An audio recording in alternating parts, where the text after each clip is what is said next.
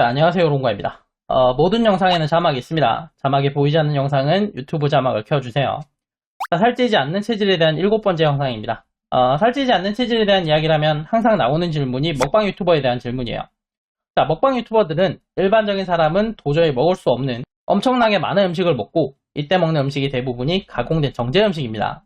자, 정제 음식을 이렇게 많이 먹는다면 당연히 살이 쪄야 되는데 먹방 유튜버 중에는 마른 몸을 가진 사람이 꽤 많아요. 자, 이게 어떻게 가능한가? 그거에 대해서 이야기를 좀 해보려고 합니다. 결론을 먼저 말하자면 소화 한계와 체질 때문이에요. 자, 소화 한계라는 거는 말 그대로 소화시킬 수 있는 음식량의 한계를 말해요.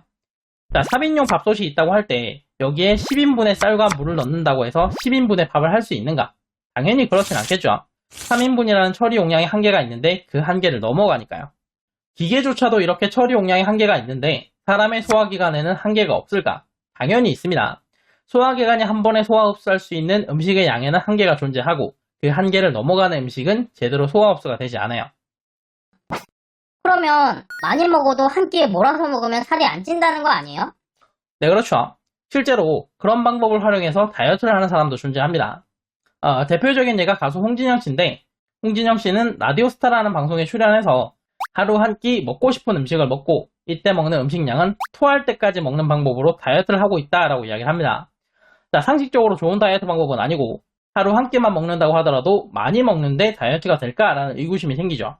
그래서 그런 방식으로 다이어트를 하고 성공을 했느냐라고 물어보는 질문이 나왔는데 자신의 모습을 보면 모르냐면서 날씬한 몸을 보여주기도 합니다. 그러니까 많은 양의 음식을 먹더라도 그걸 한 끼에 몰아서 먹으면 살이 찌지 않거나 오히려 다이어트를 할 수 있다는 겁니다. 그러면 그냥 하루 한 끼만 먹는 게 가장 좋은 다이어트 방법 아니에요? 무슨 음식을 먹든 살이 빠지잖아요. 자, 그렇진 않습니다.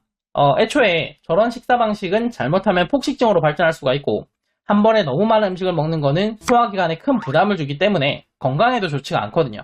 그리고 사람은 적응의 동물이기 때문에 계속해서 많은 양의 음식을 먹으면 소화 한계가 조금씩 높아지게 되는데 소화 한계가 높아지게 되면 흡수되는 양이 늘어나면서 결국은 살이 찌게 됩니다. 마지막으로 지난 영상에서 이야기했듯이 정제 음식은 식욕을 높이는 효과가 있기 때문에 정제 음식을 많이 먹는다면 하루 한 끼로는 만족하지 못하는 경우가 많습니다. 하루 한 끼로 만족하지 못하고 음식을 추가로 먹으면 살이 찌게 되겠죠. 먹방 유튜버들은 그렇지 않던데요. 정제 음식을 많이 먹는 방송을 오래 하신 분들도 많은데 이런 분들은 예전이나 지금이나 그대로 날씬합니다. 몸이 적응해서 소화 한계가 늘어났다면 예전보다 지금은 살이 쪄야 되는 거 아닌가요? 그리고 식욕이 높아져서 하루 한 끼를 유지하기 힘들다고 하셨는데 먹방 유튜버분들 정제 음식 많이 먹어도 하루 한 끼 먹는 거 잘하시는 분들 많아요. 네, 그렇죠. 여기서 체질의 차이가 등장을 합니다. 사람이 살아가기 위해서는 에너지가 필요하죠. 그리고 그 에너지를 얻기 위해서는 음식을 먹어야 됩니다. 자, 그런데 우리는 매 순간 심장이 뛰고 폐가 호흡을 해야 되기 때문에 매 순간 계속해서 에너지를 소비하는데 음식을 이렇게 먹을 수는 없어요. 그래서 내가 먹은 음식의 일부를 지방으로 저장해두고 음식을 먹지 않는 시간 동안 꺼내서 사용합니다. 이게 몸의 기본적인 대사예요. 자, 다이어트라는 거는 이렇게 저장되는 지방보다 사용하는 지방이 더 많은 거지 아예 지방을 저장하지 않는 건 아닙니다. 그런데 이 기본적인 대사 능력이 약한 사람이 있어요. 먹은 음식을 지방으로 저장하는 걸 잘 못하는 거죠. 지방 전환율이 낮은 사람인데 이런 체질의 사람은 많이 먹어도 살이 찌지 않고 정제 음식을 많이 먹더라도 식욕이 높아지지 않는다는 특징이 있습니다. 살찐 음식과 살 빠진 음식 구분 영상에서 이야기했었는데 짧은 시간에 많은 영양소가 몸에 들어오게끔 가공된 음식을 정제 음식이라고 합니다.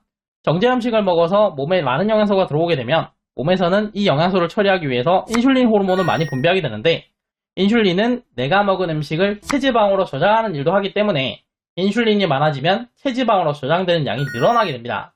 자, 여기서 문제가 생기는데 우리가 음식을 먹는 이유는 음식에서 에너지를 얻고 그 에너지를 사용하기 위해서죠. 그런데 인슐린이 너무 많아지면 체지방으로 저장되는 에너지가 너무 많고 이렇게 되면 당장 사용할 에너지가 부족해지게 됩니다. 몸 입장에서는 당장 사용할 에너지가 부족하니까 음식이 더 필요하다고 요구를 하게 되죠. 이것 때문에 정제 음식은 포만감이 유지되는 시간이 짧고 그래서 음식을 자주 먹고 싶어지게 돼요. 이게 정제 음식이 식욕을 높인다는 여러 가지 이유 중에 하나입니다. 자, 그러니까 정제 음식을 먹었을 때 식욕이 높아지는 이유는 내가 먹은 음식이 체지방으로 너무 많이 저장되었기 때문인데 체질적으로 지방 전환율이 낮은 사람은 애초에 먹은 음식이 지방으로 잘 저장되지 않기 때문에 식욕이 높아지지 않는 거예요. 그래서 정제 음식을 많이 먹으면서도 하루 한 끼를 그대로 유지할 수가 있는 거죠. 식욕이 높아지지 않는 이유는 알겠고, 그럼 소화 한계가 높아지지 않는 이유는요? 자, 소화 한계는 높아집니다. 그리고 이미 높아진 상태예요. 운동을 열심히 하면 근육이 발달하죠. 자, 그런데 근육이 무한정 계속 발달해서 100kg, 200kg의 근육을 가질 수 있는 게 아닙니다. 초기에는 근육량이 빠르게 늘어나지만 어느 정도 근육량이 늘어나게 되면 성장폭이 점점 줄어들게 되고 나중에는 거의 근육이 늘어나지 않는 지점에 와요. 소화 한계 역시 마찬가지입니다. 초기에는 빠르게 소화 한계가 늘어나지만 시간이 지날수록 그 성장폭은 줄어들고 나중에는 거의 성장하지 않게 돼요. 음식을 많이 먹는 식생활을 오래 한다고 해서 소화할 수 있는 음식량이 무한정 계속 늘어나는 건 아니라는 겁니다.